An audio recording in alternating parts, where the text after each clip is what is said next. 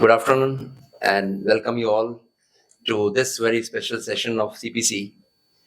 It's special because this is concerning a department which is a very vibrant department and which deals with a very difficult population. To elucidate the signs and symptoms in a pediatric population, it requires something more than an art of medicine. It's something like reading a novel of Sherlock Holmes in which you deduce so many things to unravel the final diagnosis. So this is supposed to be a very special CPC. Moreover, I would like to say a word about CPC for some of the students who are attending for the first time. That Clinical Pathology Conference is a multidisciplinary forum which helps us to brainstorm to reach to the final diagnosis. And here, the youngest of the faculty or youngest of our colleagues get exposed to the highest hierarchy in the faculty of art college. This also helps them to hone their skills for a much wider academic world which lies ahead. Regarding our special session, it's also special because we have Dr. Mamta Singhvi, who is a very multi-talented polymath with us. And she's the second of her generation to have entered the portals of SMS Medical College.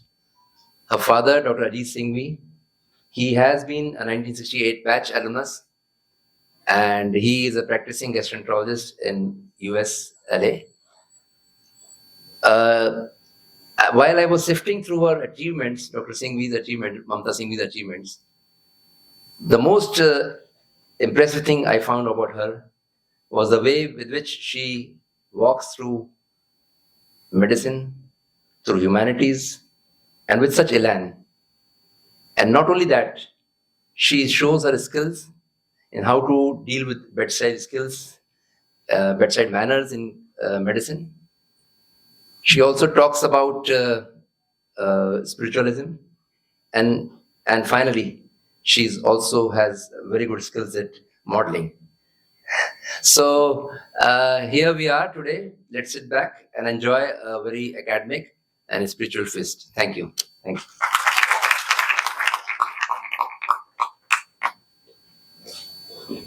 you. Thank you so much, sir. And may I now request Dr. Aradhna Sharma to kindly take over for the proceedings of the CPC.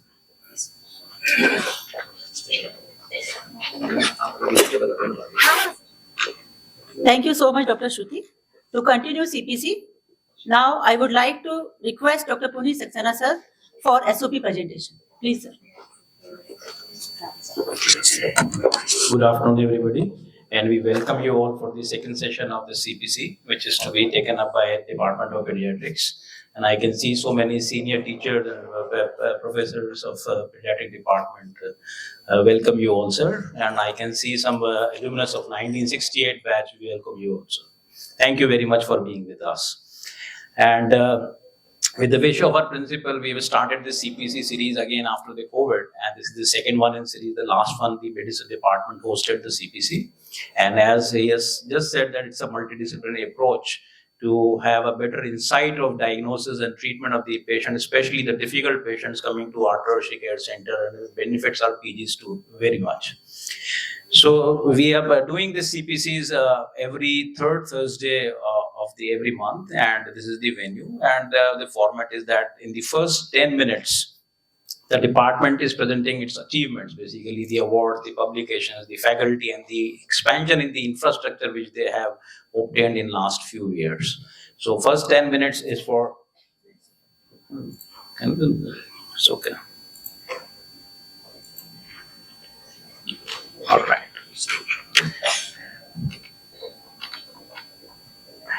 And then we have a case discussion in which basically the clinical department or the department along with the pathology or maybe other clinical departments, they discuss the case and we come to a reasonable conclusion after that and have a small discussion after that. And we are contributing a question bank, a question set also to the question bank of the college after doing the CPC. So without taking much time, we invite the concerned department to present the CPC. Thank you very much. Thank you, sir, for a nice presentation. Now, leading towards the CPC, I would like to invite HOD of Pediatric Department, Dr. Kusum Devpura, ma'am. Please welcome.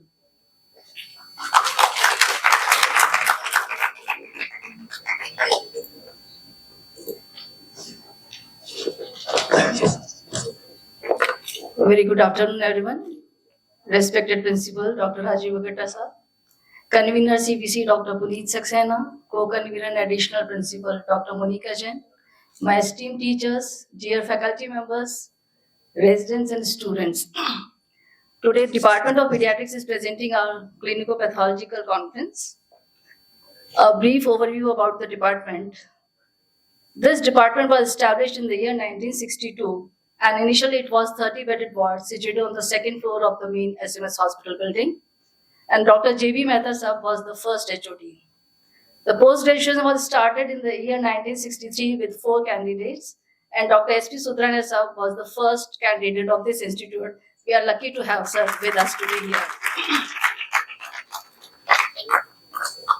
In the year 1979, on 14th November, and that was the International Year of Child, this department from SMS shifted to J.K. Lawn Hospital, which is now there.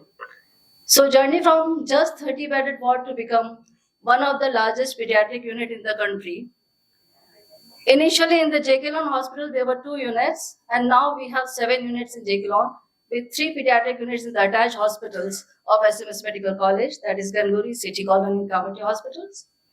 2 neonatal units in Zanana and Mahila Chikitsalaya. And the name of this institute was Sir Padmapat Mother and Child Health Institute is changed to Sir Padmapat Institute of Neonatal and Pediatric Health in the year 2022. These are the various HODs till now, list of HODs. Many of them are here today. Total bed strength of pediatric department is 955, and out of it 700 indoor beds are in the J.K. Lawn itself, and remaining are in the other hospitals, like 35 in the Kamati and City Colony, 45 at Ganguri, 75 at Mahila Chikitsalaya, and 65 neonatal beds at Zanana Hospital. The faculty distribution is senior professors are 7 in the department and associate professors 13, with 15 assistant professors. Medical officers 9 and senior residents are 14, and the postgraduate intake of 40 students per year. During COVID time, most of the beds were converted to the PICU and NICU. So we are left with the 243 general ward beds and 128 PICU beds and 230 bedded NICU. Other beds are distributed to hemato-oncology, gastropulmonology, and MNTC wards. This department provides round-the-clock central lab radiology services, including CT scan services, blood bank, emergency services, pediatric endoscopy, echocardiography, pulmonary function test, pediatric EEG, NCV, and child development center and physiotherapy units. Now coming to the workload, in the department, OPD patients, what we are seeing is 800 to 1,000 patients per day. And during season, this figure reaches up to 1,500. And the IPD patients, the admission is almost 120 to 150 patients per day. That reaches 55 to 60,000 patients yearly. And in the emergency also 300 to 400 patients are coming for the treatment. In the Mahila Chikitsalaya, almost 3,000 babies are admitted in the year, whereas Zanana figure is 2,500 approximately. Similarly, at the Kamati Hospital, Sethi Colony and Ganguri hospitals, we are running regular OPD and IPD services.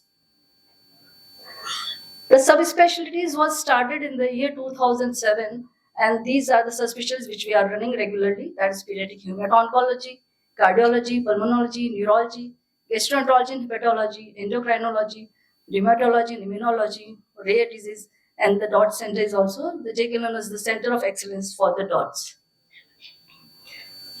This NICU is also a state newborn care resource center.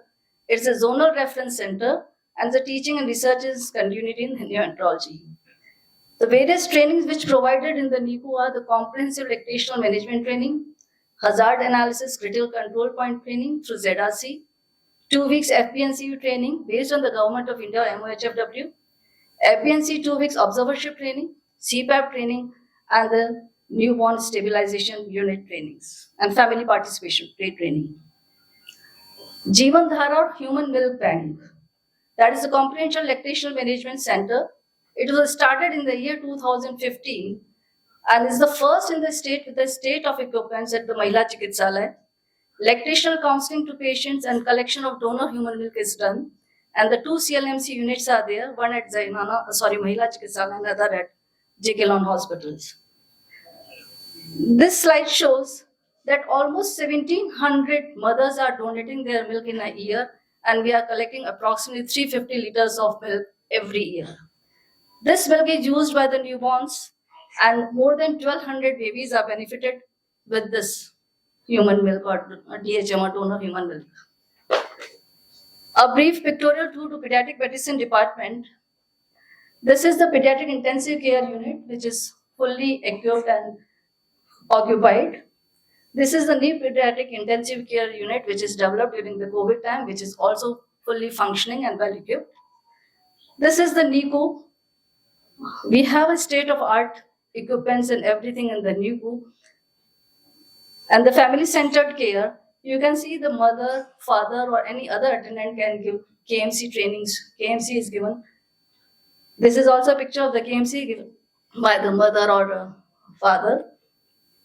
So lactational management units, Jeevan Dhara, you can see the mothers are donating the milk in this management unit. We are having emergency beds with ICU facilities. You can imagine the OPD rush, how much OPD is there during the season that I said around 1,500 babies are seen during a day. In the vaccination center, and we are almost 800 to 1,000 vaccines are administered in a month. And during COVID time, 40,000 vaccination was done at the JK Lon Center. A quick tour to pediatric subspecialty services. We are running around the endoscopy, 2D echocardiography, pulmonary function test, and electrophysiology studies. We have thalassemia ward, hemophilia ward, and oncology ward. And you can see in the oncology ward, the babies are doing with some craft activities. And we all celebrate, major festivals are celebrated here, like Rakhi, Raksha Bandhan, Janmashtami, Diwali, Children's Day, etc., with the help of the NGOs. And number of the patients in the clinic of hemato-oncology is almost 1,000 per month. And the registered patients in onco is more than 1,000, in thalassemia it is 500, and hemophilia more than 400 patients are registered. Total number of patients receiving treatment in a day care is 1,000 to 1,200 per month. Similarly, in the pediatric pulmonology and cardiology also, almost 900 to 1,000 patients are seen in the cardiology units in a month, with a 2D echo is performed in 1,000 to 1,200 per year. In the pediatric neurology, and the number of the patients in the neurology clinic is almost 2,500 per month, and the number of patients in the CTC, which we see as 800 to 1,000 per month. Similarly, in the gastroenterology or hepatology, 1,000 to 1,200 babies are seen per month, and the endoscopy is performed in 1,100 to 1,200 per year. This is the child development clinic with the physiotherapy units. This is the skill lab. The students are taking training over here. This resident is trying to put endotracheal tube. This is a smart classroom with the demonstration rooms. It's a play area for the sick babies. Various publications, more than 500 cumulative publications by the faculty members in the index journals are there. And the project running in the department is 20, including 4 global trials in the hemato-oncology department. There are many national, international awards and fellowships received by many of our faculty members, and it's very difficult to enumerate all the names here. Though we have achieved so many things, but we have lost our precious gem during this journey. Dr. ever smiling and energetic Dr. R.K. Gupta. So department would like to dedicate this CPC to late Shri Dr. R.K. Gupta. Now I would like to invite Dr. Manisha for the case presentation.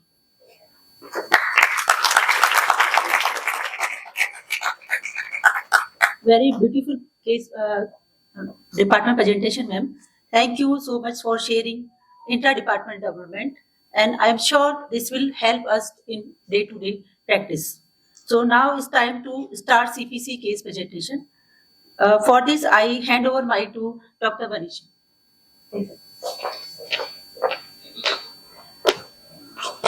Good afternoon, everyone. Starting with the case presentation. A 6-month-old male child born to non-consanguineous Hindu parents, second in birth order, presented to us with the complaints of jaundice since last 4 months, abdominal distension since last 3 months, and not gaining weight since last 2 months, as complained by the mother. The baby was apparently well up till 2 months of age when the mother started noticing yellowish discoloration of skin and sclera, which was insidious in onset and progressive in nature. It was associated with dark yellow colored urine, and the stool was pigmented and sometimes acolic stool. As the stool color is very important in infantile cholestasis, we check the 3-day stool color, and mostly, as you can see, it was pigmented, and there was some episode of acolic stools. There is no clear-cut history of itching. Now, coming to the next complaint, which was abdominal distension, it was progressive in nature, non-tender, more on the right side than the left, and was associated with a feeling of lump. There's also history of intermittent loose stools and steatorrhea, no history of fever, decreased urination, flank fullness or swelling at any other part of the body. The mother also complained of poor weight gain since last 2 months. Now, we can see that at birth, the baby was 3.2 kgs of weight.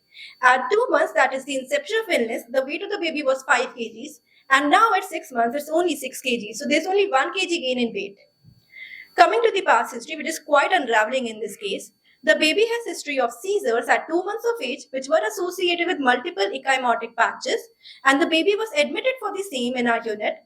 On evaluation, there was hypocalcemia and vitamin D deficiency.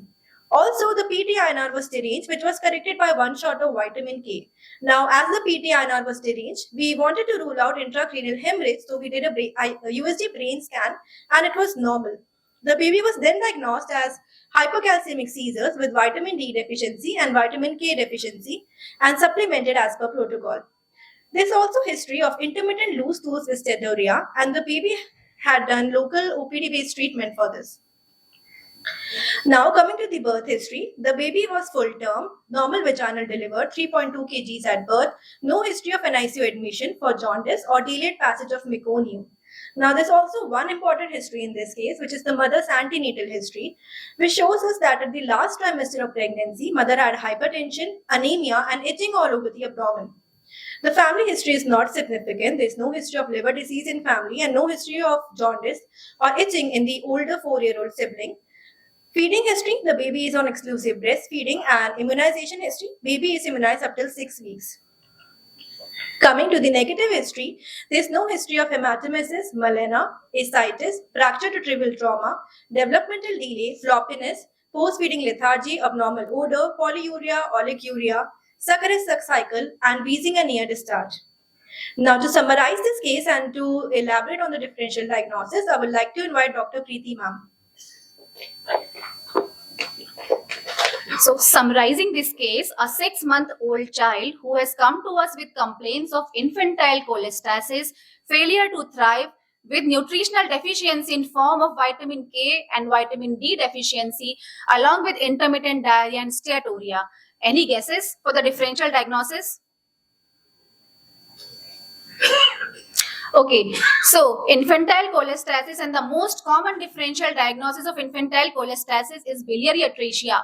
And since it is a surgical emergency and this is a treatable and every single day is important in a case of biliary atresia, so we want to rule out biliary atresia first. And other differential diagnoses are intrahepatic cholestasis, neonatal hepatitis. As in 20th century, this was the second most common cause, because at that particular point of time, investigation modalities were not very well developed. So infections was supposed to be the most common cause of cholestasis. Ductal paucity, this could be syndromic as well as non-syndromic. So this could be Ehlers-Danlos syndrome or something other kind of ductal paucity. Metabolic liver disease, storage disorder, and bile acid synthetic defect. So keeping all these differentials into our mind, we want to put the points in favor and point against. So for the biliary atresia, because since this is the most common cause, we kept it as a first differential diagnosis. But our against points are the age of presentation intermittent pigmented stools are quietly against of biliary atresia, because biliary atresia all the time has ecolic stools. Failure to thrive. Biliary atresia baby are the usually well thriving and the chubby babies, and the fat soluble vitamin deficiency such an early age that at the age of 2 months is quite uncommon in a case of biliary atresia. And all these points which are against of biliary atresia are in favor of intrahepatic cholestasis. We could not found as per the history any single against point into the intrahepatic cholestasis. Neonatal hepatitis, as I have already mentioned, because in the early 20th century, this was the most common because infection was supposed to be the most common cause. But against point are that there was a no early post-neonatal complication in terms of failure to thrive and the jaundice. And the jaundice as appeared at the age of 3 months. Ductal paucity, yes. Age of presentation, fluctuating stools, and the fat soluble vitamin deficiencies are points in favor. But for the further points which are going against, we to prove these points, we need histopathological examination. For the metabolic liver disease, yes, jaundice and other points are similar, but as the history, as the patient has a late onset disease at the age of 3 months, and there was no evidence of liver failure in early infantile age group. This is also against pointer of metabolic liver disease. For the storage disorder, most of the storage disorder are anecteric, and the deep jaundice in this particular child is going against the storage disorder. And simply for the bile acid synthetic defect, we need further examination. So for the further general physical examination, I would like to call Dr. Vanisha. Now, in the general physical examination, the baby was irritable, sitting on his mother's lap, continuously itching his head against mother's dupatta, vitally stable, and in anthropometric examination, as interpreted by the standard IEP growth chart, the baby came under moderate acute malnutrition. On head-to-toe examination, there was no facial dysmorphism, and the positive finding includes were scratch marks around the ear, mild pallor, icterus was present, there was scrubbing, which was grade 2, and the stigmatas of chronic liver disease, which included Palmer and plantar erythema. The skin was also dry with follicular keratosis. Rest of the examination was normal. On systemic examination, per abdominally, liver was palpable 4 cm below the costal margin, 9 cm in liver span, and it was firm in consistency, well-defined margins. Spleen was also palpable, 2 cm below the costal margin, and there was no free fluid and no visible vein. The rest of the systemic examination was normal. Now for the physical diagnosis and differential diagnosis, I would like to call Dr. Preeti ma'am. So now again, we are at the same point with the few added points here, that the child had CLD stigmata in form of Palmer and plantar erythema. Apart from that, the child had grade 2 clubbing. This indicates the severe cholestasis in this particular case, along with hepatosplenomegaly with intrahepatic cholestasis of pregnancy in mother. So again, we are having the similar differential diagnosis, but now we are having physical examination with us, so we could able to rule out these disorders, because on examination, we saw that the child is having active itching, though the mother was not able to give the history, but the baby was rubbing his head continuously on the mother's dupatta, and also he is scratching his ear. And we saw that the scratch marks behind the ear was there. So we ruled out neonatal hepatitis, metabolic liver disease, storage disorder, and bile acid synthetic defect, because all these disorders does not have pruritus in the patient. So now we left with these three disorders with one more added differential diagnosis in the basket, that the neonatal sclerosing cholangitis. So now to differentiate these two, these four, we would like to further investigate the child. On examination, we could see that child had significant hyperbilirubinemia with the total bilirubin of 18 with the direct component of 11, with the moderately elevated SGOT, SGPT of the 156 and the 165 respectively. We could see here that this is a low gamma GT cholestasis, that the gamma GT is 33 and the INR was deranged 2.56, which just got corrected with a single shot of vitamin K, and the normal INR, repeated INR was normal, it was of 1.25. So, after having these lab parameters, since in the beginning I have mentioned that we just want to rule out biliary atresia first, So for the further added points, I would like to invite Dr. Raghav Tiwari, sir.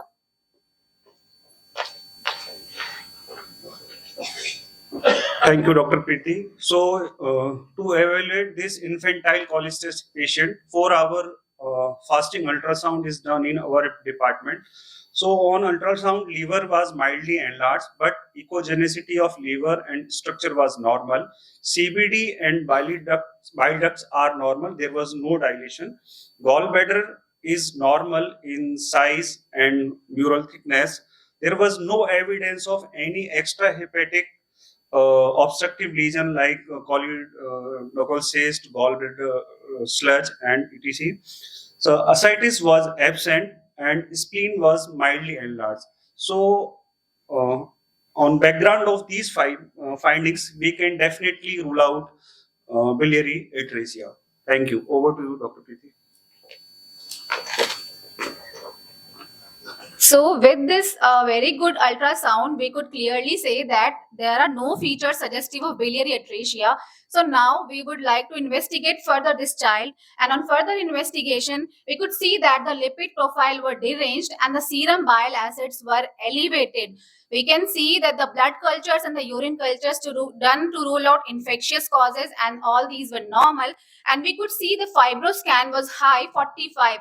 But this could erroneously be high because of the very high bilirubin, because high bilirubin interferes with the interpretation of fibroscan value. So now we left with these. Now we ruled out these two differential diagnoses. How? Because our ultrasound was normal, so we ruled out biliary atresia, and also this was a low gamma GT cholestasis.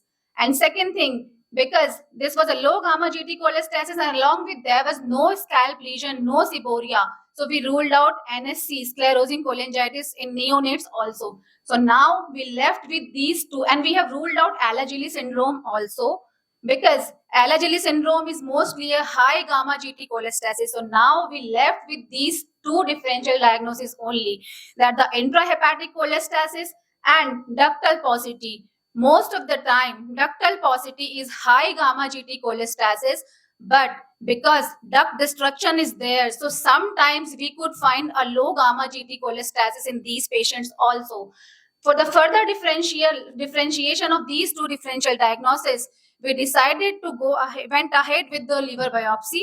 For this, I would like to invite Dr. Charu for the further elaboration on the liver biopsy slides. Good afternoon all. I am Dr. Charu Sharma, third year pathology resident, moderator Dr. Dilip Ramrakhiani, senior professor in liver and GI pathology. So as we can see, these are the HE stain section of the liver biopsy. In the first image, we see there is giant cell transformation of the hepatocyte. In this image, we see there is intraparenchymal cholestasis. This is the low power image, and in high power image, we can see there are several hepatocytes surrounding a single dilated canaliculus containing a bile plug. So this is the cholestatic rosette, which signifies the canalicular cholestasis. So this is the mesenteric stain of the liver biopsy on low power, where we see there is fibrous expansion of most portal areas, and occasional we see portal to portal bridging. So this is fibrosis stage 3 according to modified Ishak histological staging system. And this is the high power section of the portal tract. We can see on mesenteric stain. Here we see this is the bile duct, this is hepatic artery, and this is the portal vein. So there is no loss of bile duct or bile ductular reaction. So as we have seen, there is parenchymal and the canalicular cholestasis. So histological pattern of disease, which is the predominant pattern of injury, is the cholestatic pattern among these 6 patterns. So diagnostic algorithm of cholestatic pattern, as the child has normal GGT cholestasis, and we have seen the giant cell transformation of hepatocytes. So the morphologic diagnosis is the giant cell hepatitis. We have to consider PFIC2, for which we have to do the ABCB11 gene sequencing, or PFIC5 or Myo5B diseases, which have to confirm with the cholestatic gene panel. Now over to Dr. Preeti Vijay ma'am for further discussion. So our pathologist gave us the thought that this is a case of giant cell hepatitis, and we were also initially in thought of that this is a case of PFIC. So this is a giant cell predominant PFIC, and as per literature, only the three kind of PFICs have giant cell predominance. One is PFIC2, that means BSAP bile salt exporter protein deficiency, PFIC5 FXR mutation, and PFIC6, that is MYO5B mutation. These three type of PFICs are difficult to differentiate just on the basis of clinical history, examination, and histopathology. So, for the further differentiation, and because these differentiation is necessary for the clinical course, prognosis, and outcome of patient, and even after the prognosis, prognosis after the even liver transplantation is different in all three kind of different PFICs. So, we decided to go ahead with the genetic testing. And the genetic testing showed the homozygous mutation at chromosome 18 at exon 3 location, where at the short arm of the chromosome at the 244 location, guanosine is replaced by adenosine. That means glutamate is replaced by lysine. And this is a missense mutation which has autosomal recessive inheritance. And this disorder, as per OMIM, is responsible for diarrhea too, with microvillus atrophy with or without cholestasis. And our child was the case with cholestasis. Just a single slide and a brief review about what the MYO5B is responsible for. So this is a hepatocyte, this is apical membrane, this is canalicular membrane. At the canalicular membrane, there are lots of transporters.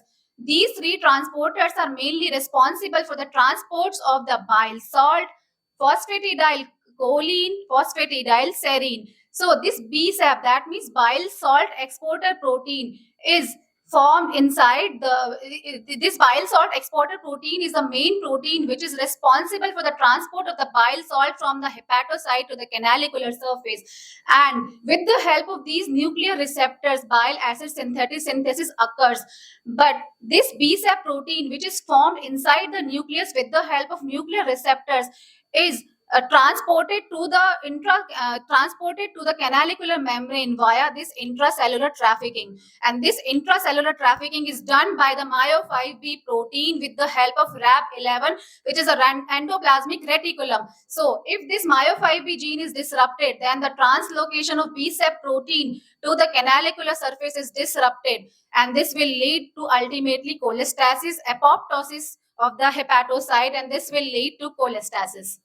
So our final diagnosis in this case, that this was a case of low gamma GT cholestasis in a failure to thrive child, is of PFIC type 6, that means MYO5B mutation along with microvillus inclusion disease, because our child had intermittent diarrhea also. So we can see the progress of the child. This is the child at the age of 1.5 months when he was apparently normal. At the age of 2 months, this child developed hypocalcemic seizures. Because of that, he hospitalized and received treatment. We can see at the age of 4 months, child started developing jaundice. Child is deeply icteric. And we can see at the 6th month, child has lost weight also. Child has not gained good weight also as per the norms. So, and we diagnosed at this particular point, we have diagnosed this case. So we have started this child on the lines of cholestatic management. We started the child on UDCA, fat-soluble vitamin supplementation, as a dietary rehabilitation is the important part of the management of the pediatric patient. We started on that.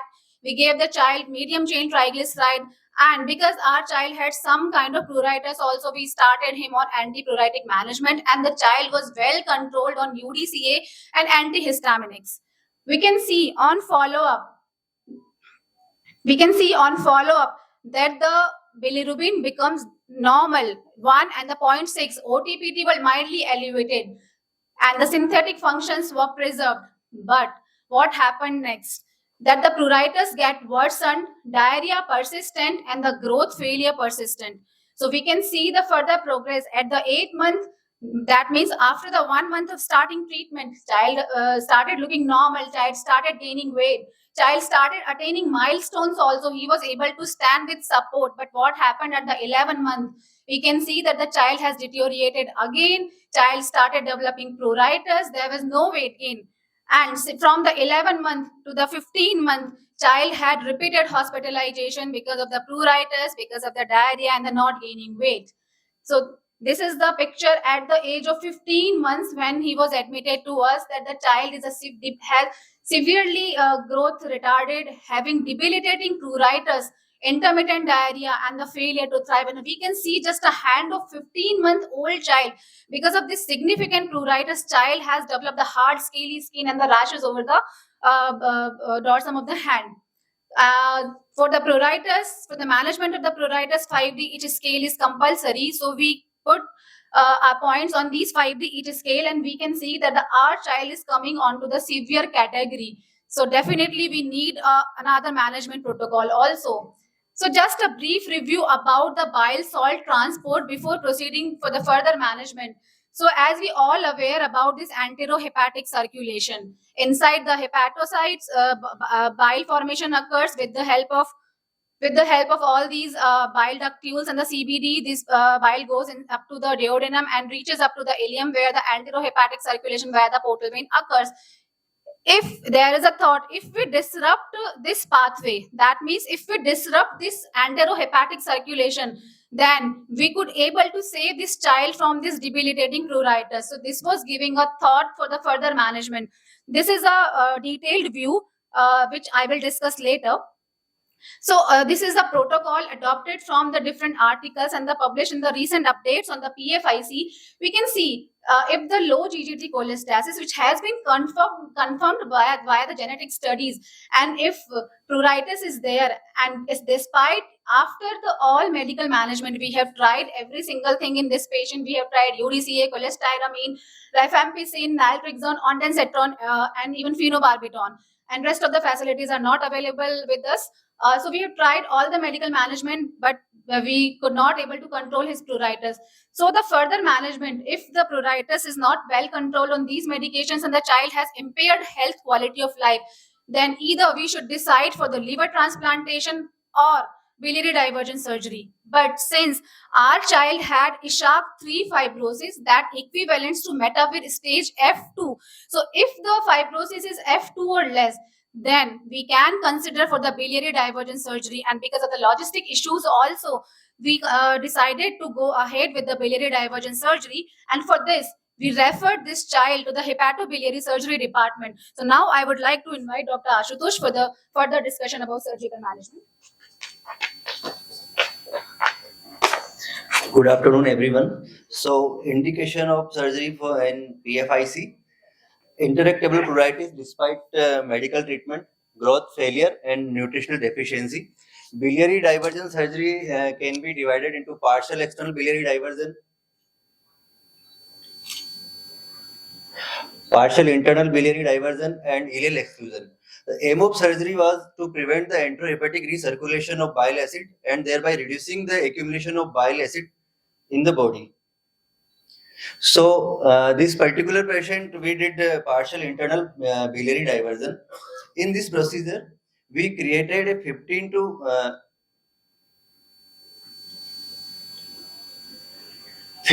20 centimeter long jejunal conduit based on the branch of jejunal branches. Then proximal end of this conduit was anastomosed to the gallbladder, and distal end of this conduit was anastomosed to the colon in end-to-side fashion. The end result was like this. This is gallbladder, this is colon, and this is interpositional jejunal loop. So advantage of this procedure is it has lower complication rate, better quality of life, and pruritus regress significantly. Another modality of treatment in PFIC is liver transplant. PFIC is among the 5 most common indications for liver transplantation in children. Indications are failure of medical and diversion procedure and end-stage liver disease. Now I would like to invite Dr. Preeti for further discussion. So our surgeons helped us to interrupt this enterohepatic circulation, and now what is the further progress? On follow-up, Initial 1 month was stormy, having all the complications, but after the 1 month, our child improved. Now, this surgery was done on the 20th July this year, and now after the 2.5 months of surgery, now child has gained weight of 2.5 kilograms, and then now the weight is 8.5 kilograms. There is no diarrhea, no pruritus. And on 5D each scale, we can see that the severity has reduced to minimum, and serum bile acid has reduced to normal, that is 18 micromole per liter. Though in adult it is considered less than 10, but in pediatrics 18 is normal. And we can see this was the child when he last admitted to us at the age of 15 months. Now at the age of 17.5 months, this is the child. We can see the severity of pruritus. This was a hand at that time, and now the hand is this. So now the child has improved significantly with the weight gain, with the no pruritus and the no jaundice. So just a brief review about the MYO5B mutation. So this was a slide which I have shown initially, that this is the liver, and this is the via the common hepatic duct reaches to the intestine. From intestine, enterohepatic circulation occurs. This is just a detailed view of these hepatocytes and enterocytes. So at the enterocyte, with the help of this ASBT receptors, sodium bile transporter receptors, bile salts enter to the enterocyte, and with the help of this organic receptor reaches to the portal vein. Via the portal vein, this is the apical surface. With the help of receptor sodium taurocolate transporter, along with the ATP and the sodium concentration gradient, reaches to the hepatocytes and and these bile salts with the help of ABCB11 excreted out to the canalicular membrane. So what is the role of ATP8B1? That is responsible for the FIC1 protein. This FIC1 protein responsible for maintaining lipid bilayer integrity, and this ABCB4, this is responsible for formation of MDR3 protein, which is responsible for excretion of phosphatidylcholine to the canalicular surface, and this will reduce the lithogenicity of bile. This is just a cumbersome slide, but just I want to highlight one single point here. This is a nucleus where FXR receptors are there. With the help of RXR and the PXR, this FXR forms bile salts also. So this is a negative regulator. So all these transporters which we are seeing along with these nuclear receptors are the potential therapeutic targets of the PFICs which are in pipeline as of now. This slide I have already discussed that the MYO5B is basically responsible for the intracellular trafficking of the bile salt exporter protein from the nucleus to the canalicular surface of the hepatocyte. This is a brief review of all the kind of PFICs. Previously, there were 3 kinds of PFICs were there, only the 1, 2 and the 3. But now in the last 5 years, 3 more added to the basket. That means 4, 5 and the 6, in which PFIC5 is the most severe variety, have a neonatal liver failure. Ours was the case of PFIC5, PFIC6, that means MYO5B protein, PFIC type 1, because this maintains the lipid integrity. So apart from GI system, apart from hepatic symptoms, this type of PFIC has other symptoms also, like respiratory symptoms, hearing loss, pancreatitis, etc. And PFIC2 is the most common cause of PFIC in infancy. Just a single slide on about a differential diagnosis. So if a child with a low gamma GT cholestasis coming to us, so these are the 4 differential diagnoses we should keep in the mind. One is bile acid synthetic defect, but presence of pruritus rules out bile acid defect. Agony syndrome, in this child must have lymphedema. ARC syndrome, in this child must have renal involvement along with arthrogryposis. And for the metabolic disorders, child must be in the infantile liver failure. And high gamma GT, only a single differential diagnosis is important, biliary atresia, because every single effort should be done to rule out biliary atresia first. So about Myo5B and the divergent surgery, there was a single case reported till date from India, that is from ILBS, in which they have done biliary divergent surgery in a 15-year-old child, 15-year-old female, for the complaints of debilitating pruritus. But at that particular point of time, genetic testing was not done because of the logistic issues. But after the 5 years of this divergent surgery, her younger sibling again came to the hospital with the similar complaints. So at that particular point of time, genetic testing was done for these two siblings and it came out as Myo5B mutation. So our case is the second case in India who is having a Myo5B confirmed mutation in which the divergent surgery has been done. And this is a great achievement for our SMS Medical College.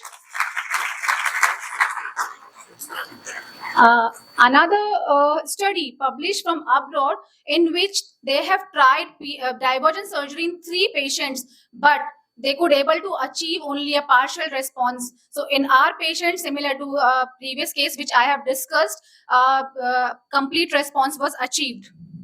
So as the we have tried to unlock the mystery of Pandora's box, because neonatal cholestasis has lots of etiologies. So we can see these are the textbook differential diagnosis of neonatal cholestasis. So we have tried here to finally come at the final diagnosis. So we should make all effort to reach at the final diagnosis, because every disorder has different clinical course, different outcome, and the different prognosis also.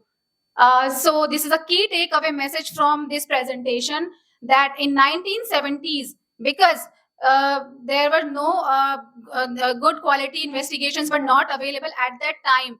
So idiopathic neonatal hepatitis constitutes the 65%. But with the advent of the good investigation modalities, this idiopathic hepatitis reduced to just 15%. But now in 2020, because of the genetic studies available nowadays very easily, so idiopathic hepatitis significantly has reduced to 3%. So we should always make an effort to finally come out at the conclusion. So with the help, because we could not able to perform alone in this patient, with the help of other department like pathology, radiology, hepatobiliary surgery, we could able to reach at the final diagnosis. We could able to manage this child. Thank you all.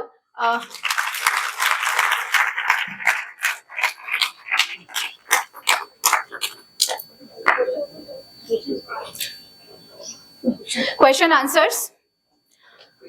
A 3-month-old male child who has come to the emergency with the complaints of infantile cholestasis, and we can see here that the gamma GT was 345 and the rest of the parameters of the bilirubin was high, OTPT were moderately elevated. INR was normal, albumin was normal. So which of the following could not be a possible differential diagnosis in this patient? Residents, pediatric residents. Yeah, PFIC type 6, because this is a high gamma GT cholestasis. Which of the following is not an ultrasonographic feature of biliary atresia?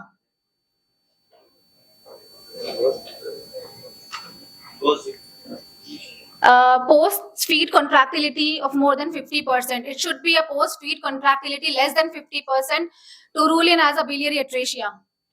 Giant cell transformation in liver biopsy is not a feature of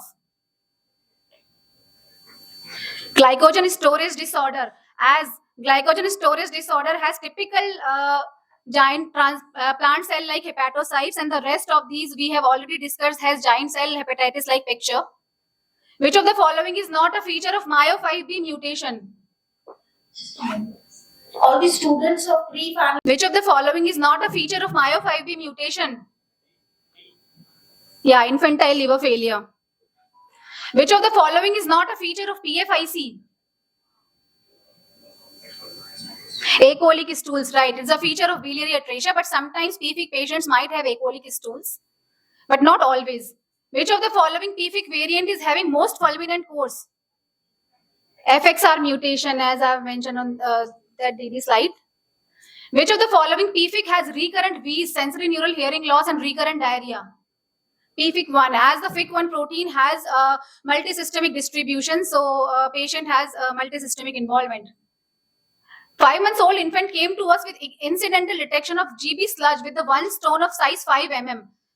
That means gallstone disease in just a 5-month-old infant. Her mother also had a history of gallstone with a mild acute pancreatitis at the age of 15 years, for which lab coli was done.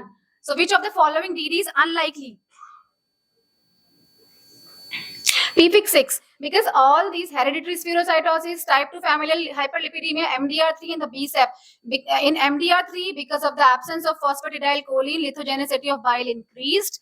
And because of the BSEP deficiency, because of the absence of bile salt, lithogenicity also increased. So all these disorders are responsible for the early gallstone. So if an infant come to us with the complaints of gallstone, it should not be like just because of the hyperlipidemia. We should not leave. We should always find a congenital cause in these patients. A 14-day-old neonate referred from peripheral hospital with the neonatal liver failure. Investigation showed very high bilirubin, almost normal OTPT, gamma GT105, and the baby had gross ascites and was irritable. So which of the following could not be a possible differential diagnosis in this scenario? Biliary atresia, because biliary atresia does not cause neonatal liver failure. Thank you very much for your patient listening. Thank you so much, CPC case presenting team, for such an excellent case presentation and coordination.